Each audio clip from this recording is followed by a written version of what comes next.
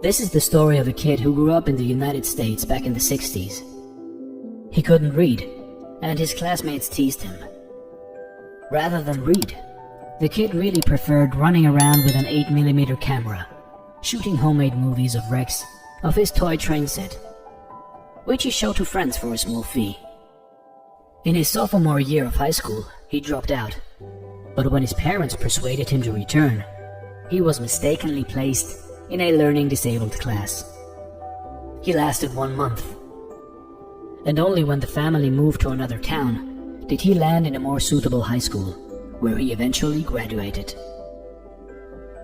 After being denied entrance into a traditional filmmaking school, the kid enrolled in English at California State College at Long Beach. Then in 1965, in one of those serendipitous moments, his life took a complete turn. While visiting Universal Studios, he met Chuck Silvers, an executive in the editorial department. Silvers liked the kid who made 8mm films and invited him back sometime to visit. He appeared the next day. Without a job or security clearance, the young man, dressed in a dark suit and tie, carrying his father's briefcase with nothing inside but a sandwich and candy bars, strode confidently up to the guard at the gate of Universal and gave him a casual wave. The guard waved back. He was in.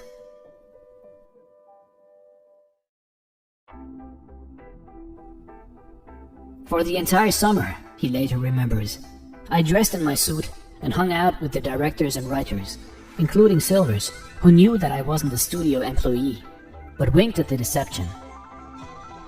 I even found an office that wasn't being used, and became a squatter.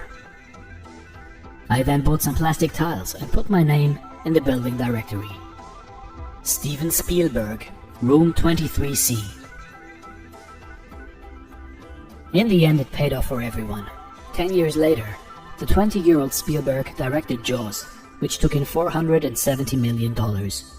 At that time, the highest-grossing movie of all time. Dozens of films and awards have followed because Steven Spielberg knew what his teachers didn't. Talent is in the eyes of the filmmaker.